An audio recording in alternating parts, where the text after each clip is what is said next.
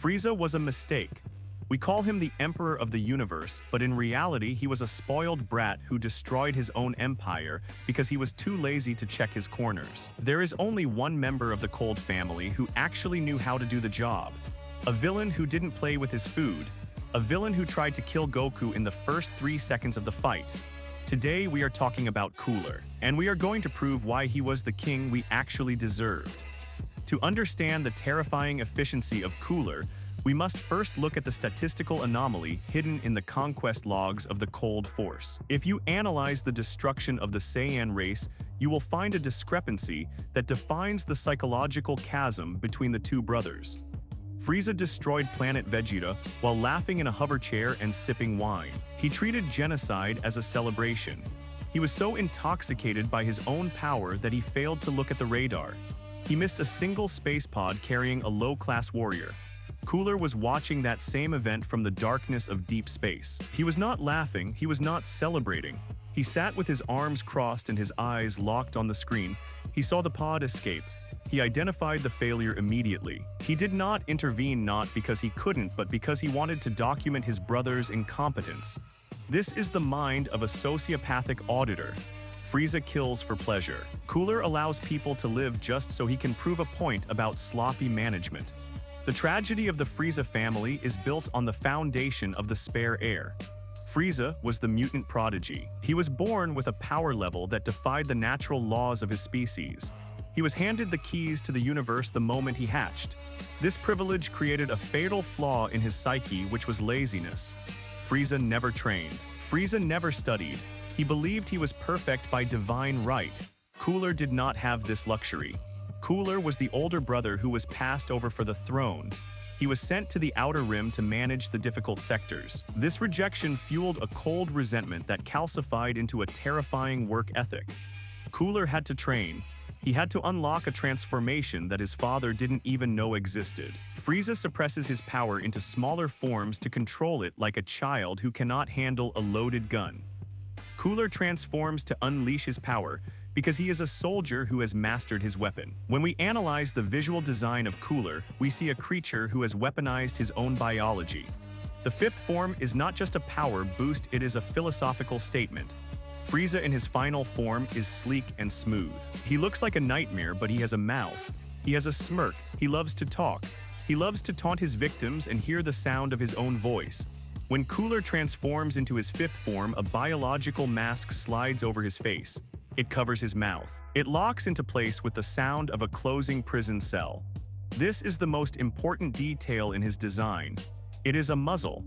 It represents the suppression of the ego in favor of the mission. When that mask comes down, Cooler stops speaking in riddles.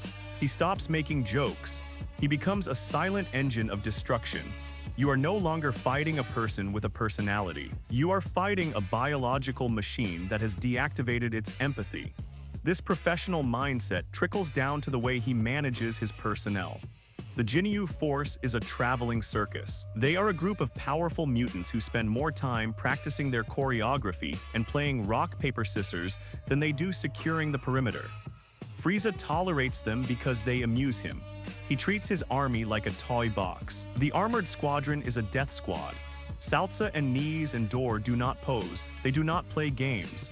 They are efficient tacticians who mirror the personality of their leader. When Cooler arrives on Earth, he does not announce his presence with a grand speech or a tournament. He sends his team to burn the forest. He explicitly orders them to scorch the Earth to flush out the Saiyan. He treats the planet like a diseased limb that needs to be cauterized.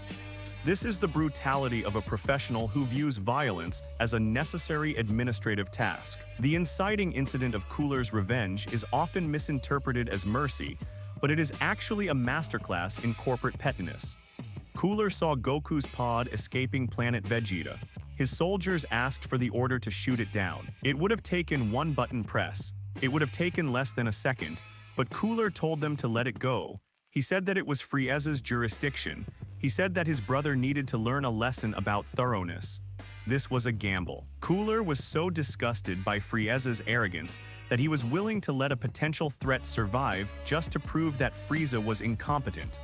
He wanted the monkey to grow up. He wanted it to become a problem so that when Frieza failed to handle it, Cooler could step in and fix it. He was betting on his own superiority. He was right about Frieza being a failure, but he miscalculated the infinite potential of the Saiyan race. This hubris is the one trait they share, but even in his arrogance, Cooler is more pragmatic. When Cooler finally engages Goku on Earth, the difference in his fighting style is visceral. Frieza fights with his hands behind his back. He uses his tail to humiliate his opponents. He drags the fight out to savor the despair.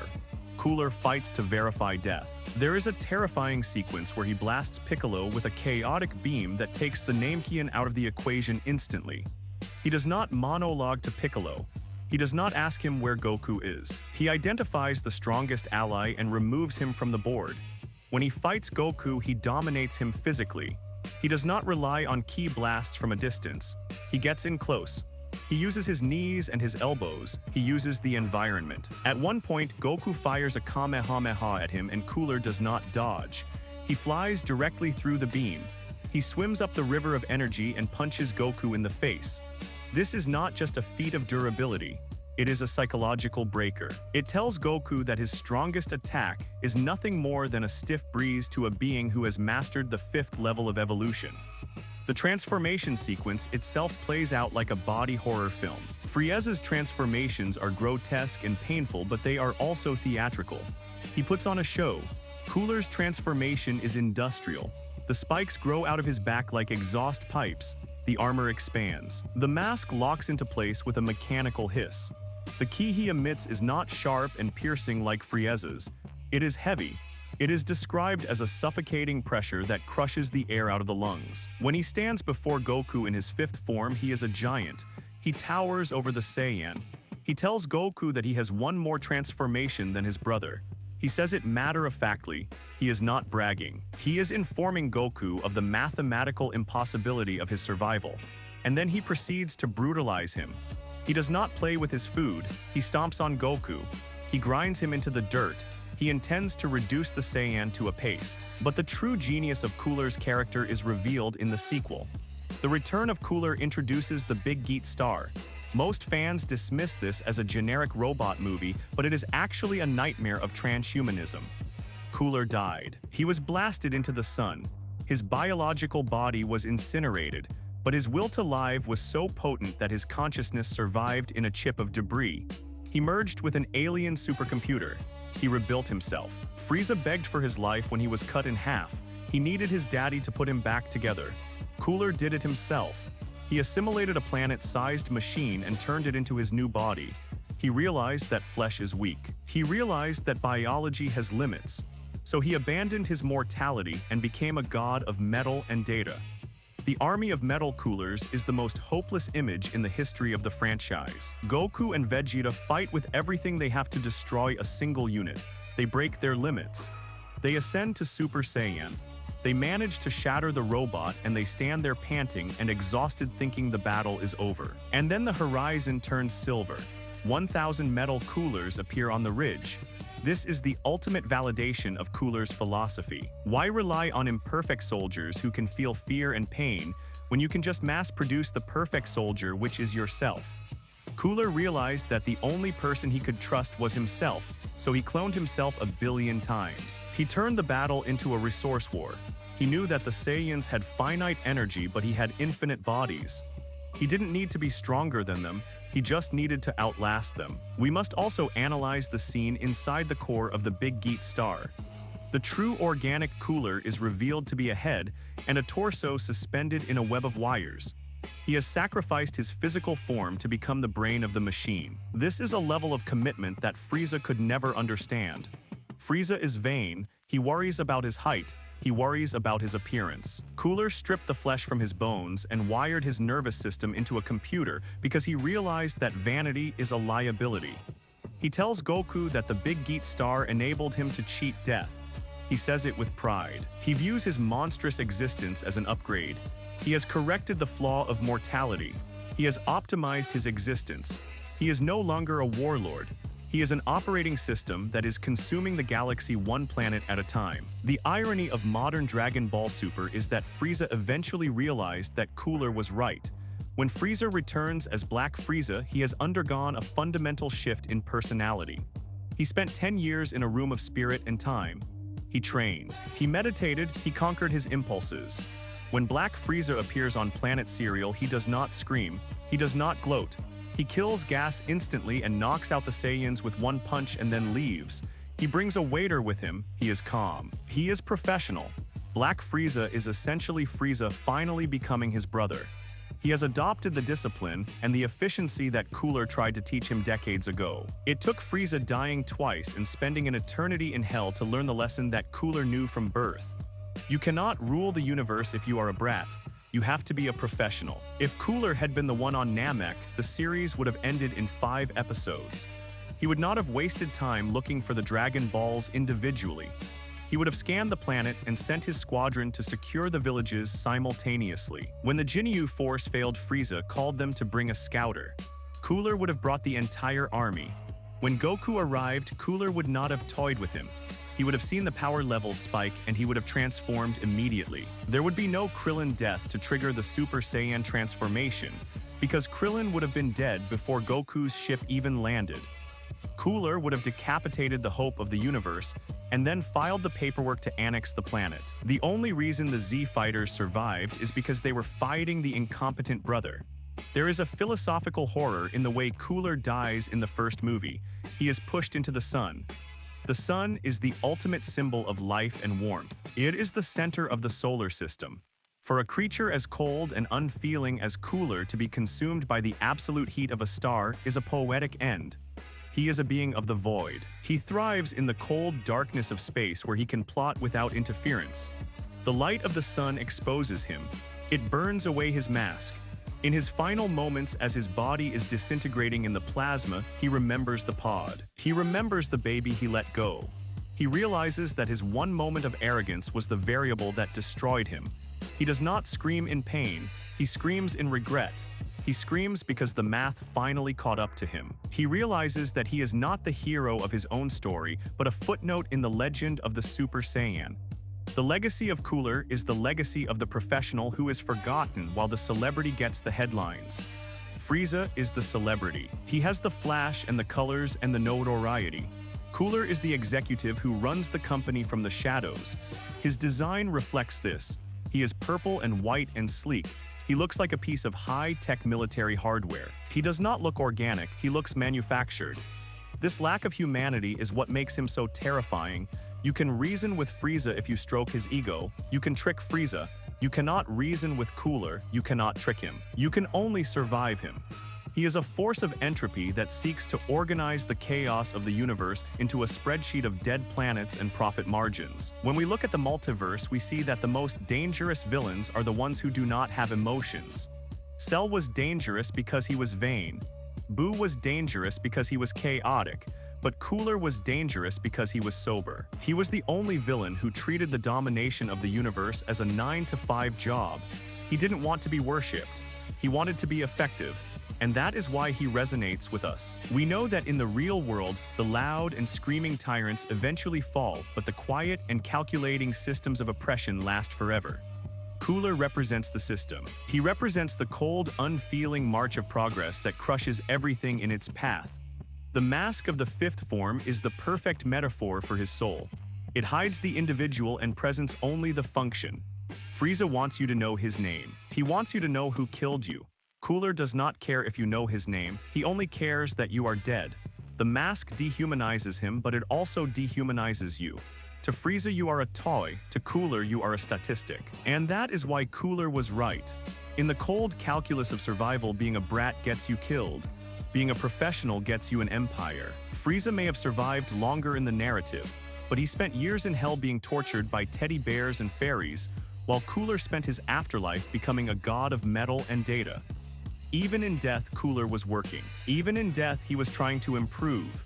The relationship between the brothers is a cautionary tale about the difference between talent and discipline. Frieza is the embodiment of talent. He represents the person who skates through life on natural ability and crumbles the moment they face adversity. Cooler is the embodiment of discipline. He represents the person who knows they are not the favorite, who knows they are not the best, and who decides to outwork everyone else in the room to compensate. It is a dynamic we see in sports and business and war. The talented amateur often loses to the disciplined professional. Frieza had the higher number on the scouter, but Cooler had the mindset of a winner. Imagine a timeline where Cooler had been the one to invade Earth in the beginning of Dragon Ball Z. Raditz comes to Earth and dies. Vegeta and Nappa come to Earth and die. Frieza comes to Namek and dies. But if Cooler had come instead, he would have brought the Big Geat Star. He would have latched onto the Earth and drained it dry before Goku even finished his training on King Kai's planet. The androids would have woken up to a dead world. Cell would have hatched into a vacuum. Majin Buu would have remained sealed forever because there would be no energy to wake him. Cooler effectively solves every problem in the Dragon Ball universe by simply deleting the board. He is the ultimate solution to the chaotic equation of the series. We also have to consider the psychological impact of his silence. In a series defined by screaming power-ups, Cooler's most powerful moments are when he says nothing. When he walks through the Kamehameha, he is silent. When he activates the mask, he is silent. When the army of metal Coolers appears, they do not cheer, they just march. This silence is a weapon. It denies the heroes the feedback they are used to. Goku thrives on banter. He thrives on connecting with his opponent. Cooler refuses to connect.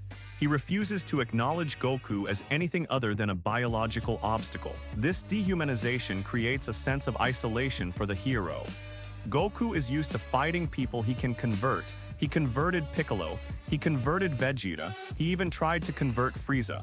But you cannot convert a machine. You cannot convert a spreadsheet.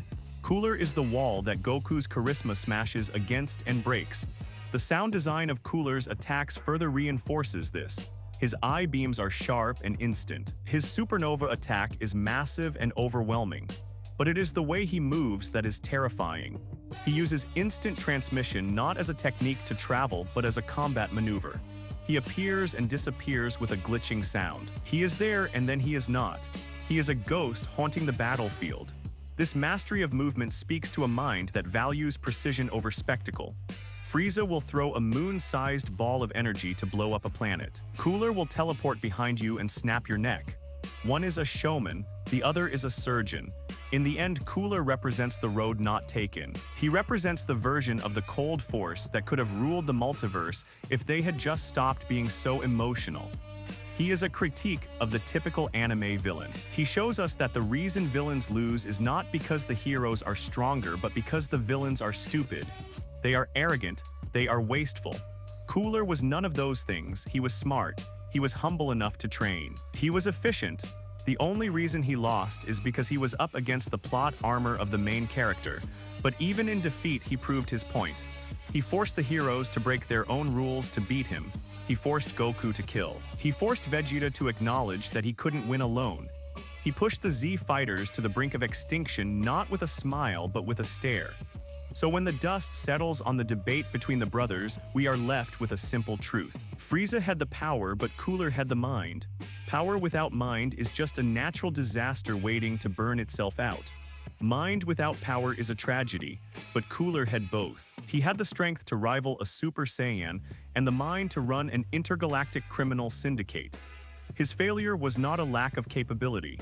His failure was that he existed in a story that values heart and emotion over logic and efficiency. In any other genre, Cooler wins. In a horror movie, Cooler wins. In a political thriller, Cooler wins.